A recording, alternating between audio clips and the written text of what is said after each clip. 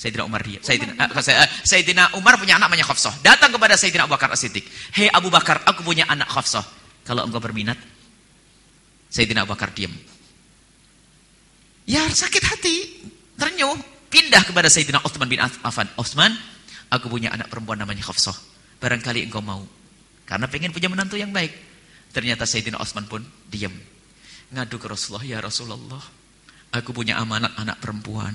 Aku pengen mencarikan suami yang baik. Ternyata orang baik seperti Abu Bakar enggak mau. Orang baik seperti Utsman enggak mau, ya Rasulullah. Rasulullah menjawab dengan jawaban yang sangat indah.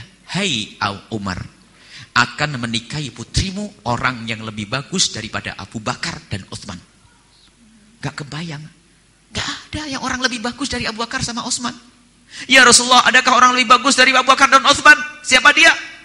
Penasaran nih. Yang akan menikahi putrimu adalah aku sendiri. Allah. Tapi setelah usaha, jangan nunggu. Jangan anaknya diobral, pacaran dulu nak. Oh, salah alamat nanti. Anak yang baik. Setelah kita mendapatkan anak yang baik, ini satu contoh saja. Kalau sudah ada kesepakatan, ini ada sebuah contoh, ada seorang alim, seorang syekh punya anak perempuan. Baru umur 12 tahun waktu itu. Sudah dicarikan calon, tapi tidak dengan terpaksa. Bagi dipaksa dengan cara tidak terpaksa. Rupanya waktu itu apa? Sudah ada kesepakatan, ada anak soleh, cukup. Secara fisik bagus, ilmu bagus, ini bagus. Anak ini tidak ngerti. Padahal ini sudah ada kesepakatan antara orang tua dengan orang tua. Cuman karena pendidikan yang bagus, sehingga tidak ada alasan bagi anak untuk menolak. Dan anaknya kosong, hatinya tidak ada siapa-siapa. Rupanya laki-laki itu suatu ketika datang. Memang disetting, ada di Jakarta, laki-laki itu suruh nyodor ke minuman. Setelah laki nyodor minuman, dia kan, Neng, itu namanya ini. Namanya Ali, anggap saja itu. Oh Ali, ya enggak, sepintas saja. Setelah pergi, anaknya baik. Padahal ini sudah tahu, padahal ini sudah sepakat calon suaminya. Nikahnya beberapa tahun yang akan datang. Lihat. Akhirnya setelah pergi diajak umroh. Setelah umroh diajak berdoa. Sudah sepakat, ya Allah, nanti minta suami ya, minta suami kayak Bang Ali itu, orangnya baik. Ya Allah, berikan saya suami seperti Bang Ali. Suami seperti Bang Ali. Pulang dari umroh, beres dibilang, kamu dilamar Bang Ali. Nolak atau tidak? Nggak bakal loh di Mekah selalu doa Bang Ali, Bang Ali, Bang Ali. Ini cerdasnya seorang tua, nggak pakai paksa begini, nggak ada. Cerdasnya orang tua itu. Ya. Jadi begini, baik ini saja karena waktu ya. Baik, insya Allah. Baik. Luar biasa. Kayaknya yang itu siasat loh, ya orang tua untuk bisa mengarahkan anaknya agar bisa memilih yang lebih baik kan. Contoh soal itu. Baik, jadi terpesona. Iya. Dan ternyata tidak mudah menjadi orang tua yang bijak pastinya. Orang tua yang bisa memahami keinginan anak. Tadi betul. Dengan rumus memaksa anak dengan cara tidak terpaksa. Betul. Gitu ya? Jadi justru mengarahkan, digiring akhirnya tidak terpaksa dan menjadi orang baik. Karena anak itu kan nggak tahu, nggak punya ilmunya. Jadi orang tua memberitahu ilmunya ada sekolahannya dengan cara yang halus. Pasti yang baik. Buya sudah selesai ya, materinya. Pastinya di antara hadirin dan juga sahabatku semuanya greget nih pengen nanya. Kapan nanyanya? Dari tadi hostnya abang didiemin aja sebelah. Abang ngapain juga abang di depan kalau diem aja ya. Baik. Belajar dulu. Bentar lagi pulang kalau diemin aja. Jadi abang munduh dulu ya. Iya, belajar dulu. Belajar itu tidak akan pernah berhenti toh. Minal mahdi ilal lahdi. Iya. Minal mahdi ilal lahdi. Jadi tidak akan pernah berhenti. Betul. Banyak orang yang belajarnya berhenti ketika dari sekolah, SMP, SMA, kuliah, terus selesai. Ya sudah selesai. Berumah tangga selesai. Iya, berumah tangga berhenti lagi. Juga, gitu. Padahal masalahnya lebih banyak. Betul. Waktu ujian, sebelum mau masuk ujian SMP itu anak-anak harus belajar dulu ya. Iya. Padahal ujiannya cuma 3 hari. 3 hari. Itu rumah tangga ujiannya sepanjang hidup itu ujiannya. Gak ada yang belajar. Baik. Gak ada yang belajar tapi ya. Betul. Nah, saya hari ini belajar sama Buya. Baik. Bukan abang aja, kita semuanya sepakat untuk belajar sepakat kita udah belajar sama Bang Hak ya. Iya. Baik, dan sebelum kita belajar dengan Bang Hak, pastinya kita bakal break dulu untuk senandung nasib yang bakal disenandungkan kembali oleh sahabat-sahabat kita dari Cosmopoint. Dan alhamdulillah sudah pemaparan dari guru kita Buya. Dan ada satu narasumber lagi yang siap untuk berbagi dengan kita semua. Jangan biarkan beliau duduk manis. Nah, dari tadi duduk. Kita dari tadi ngomong terus ya Om Riyad. Nah, kita harus berbagi. Yang ada di spek itu mesti ngomong. Nanti sesi berikutnya yang ada di Di bawah. Ngomong. Bertanya juga, maksudnya. Berbagi. Maksudnya kita karena sama-sama belajar, jadi mesti belajar. Kembali kepada tagline radioku, inspirasi spirit hati. Saling memberi inspirasi. Nah, seperti itu. Ya. Memberi dan juga menerima. Baik sahabat semuanya, dan kita masuk ke season kedua yang bakal disampaikan materi yang akan disampaikan oleh Bang Hak ya sebagai motivator Islami. Kalau tadi dari sudut syariah, bagaimana menghadirkan surga di dalam rumah tangga.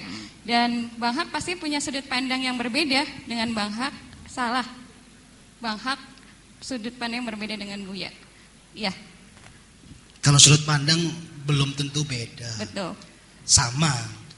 Pengemasannya yang berbeda. Misalnya seperti tadi Buya mengatakan jangan banyak menuntut. Iya. Kalau abang mengatakan justru cinta itu harus menuntut. Nah, kenapa jadi kayak gitu? Sebab suami mencintai istri harus menuntut istrinya baik, setia, nggak boleh selingkuh. Ya toh? Ketika sang orang tua mencintai anaknya, orang tua harus menuntut anaknya harus menjadi anak yang baik, anak yang rajin, hormat sama orang tua, taat kepada Allah dan Rasulnya.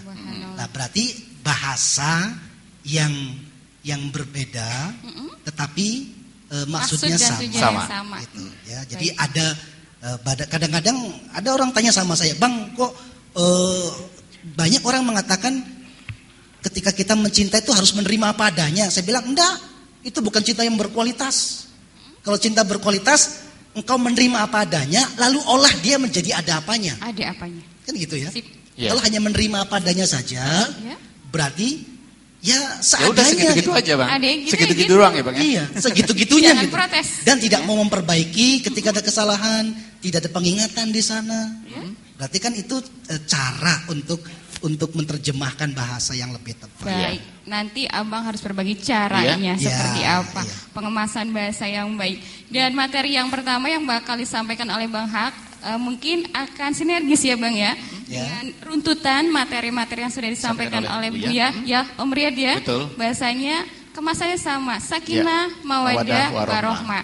Dari awal Buya menyampaikan dari memilih pasangan, terus juga rahasia sukses keharmonisan rumah tangga Rasulullah, menciptakan sakinah, mawaddah, warohmah, serta mendidik anak, gitu kan ya. Betul. Semuanya dibutuhkan upaya sinergis dan juga kebersamaan. Itu atas nama cinta. Betul. Tapi tatkala cintanya memudar, sudah berbilang tahun ya, siap pernikahan. Sedikit menyimak syair lagu yang tadi duhai pendampingku, ingin bahagia dari awal bersama sampai ke surga nanti. Tapi belum sampai surga nih. Udah pudar duluan. Bagaimana membangun cinta kembali? Betul. Sayangnya sudah nggak ada. Kalau awal itu kan masih manggil sayang. Pas udah lama nih. Bokeh bocah ganti. Bokeh bocah. Iya, Bang. Bapaknya bocah manggilnya nanti gitu. Baik, silakan Bang Hak akan berbagi tentang bagaimana membangun cinta antara suami istri tatkala cinta itu pudar. Iya, Bang. Insyaallah. Baik, silakan. Bismillahirrahmanirrahim. Buya, izinkan saya. Boleh Bang, capek duduk aja Bang. Iya, saya harus berdiri. Dan biasanya saya itu berdiri Bapak Ibu. Jadi mohon maaf, bukannya saya tidak sopan, memang kebiasaan saya ketika menyampaikan itu harus berdiri ya. Buya izin. Nah, harus ditemenin berdiri apa duduk Bang? Iya. Saya sih duduk aja. Oke. Jadi minta di switch Mas Budi. Ada dua ketetapan Tuhan tentang masalah jodoh ya. Yang pertama bahwa yang baik, laki-laki yang baik pasti untuk wanita yang baik. Itu pasti ya. Betul begitu kan? Laki-laki yang baik akan dipasangkan kepada wanita yang baik.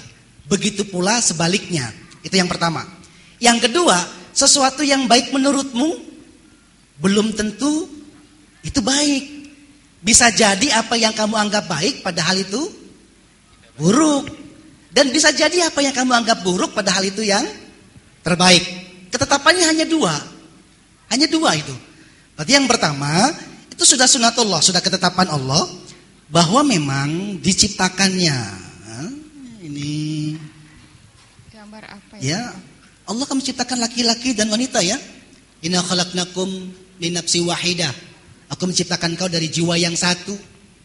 Wa khalaqa minha zaujaha, diciptakan daripadanya kemudian pasangan, ada laki-laki dan perempuan. Itu sudah hal yang wajar. Kemudian mereka itu saling menyukai. Saling menyukai. Akhirnya karena saling suka kemudian mereka membangun rumah tangga. Pakai tangga enggak rumahnya? Harusnya pakai tangga yang tingkat gitu ya. Boleh enggak rumahnya bertingkat? Boleh. Ya, boleh. Hidup berkualitas itu penting, ya. Tetapi sikapnya harus tetap sederhana, Bapak Ibu. Ya.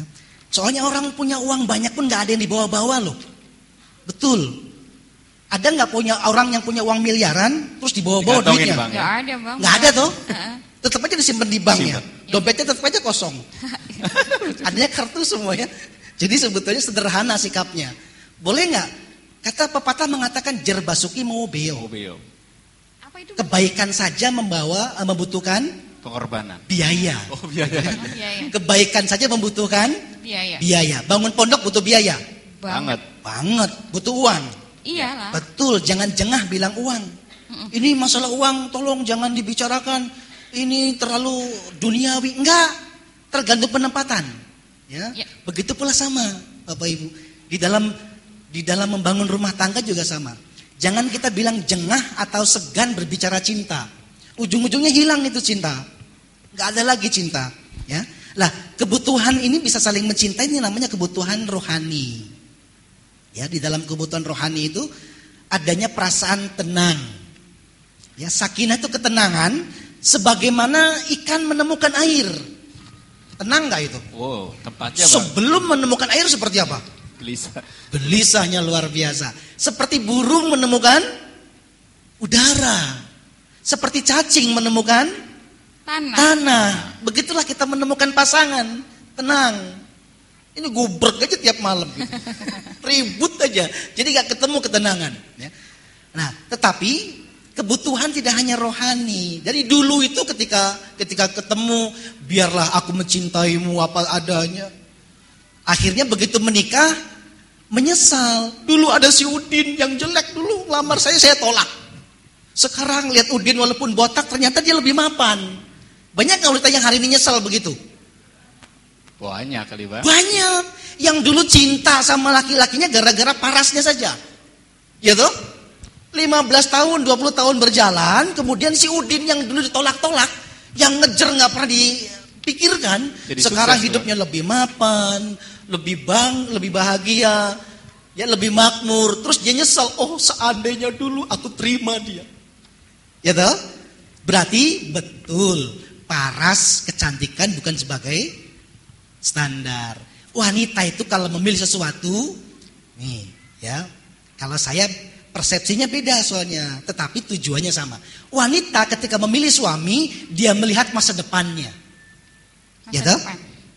Ya toh? Ya. Wanita itu akan disandingkan kepada suami, dia melihat masa depannya, nanti kamu mau bawa aku seperti apa?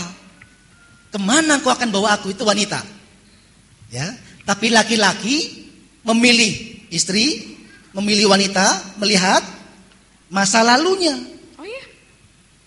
Laki-laki kalau memilih istri, melihat masa wanita melihat masa lalunya. Maksudnya? Ya tadi kata Buya, milih dangdangnya mau yang bocor atau yang utuh?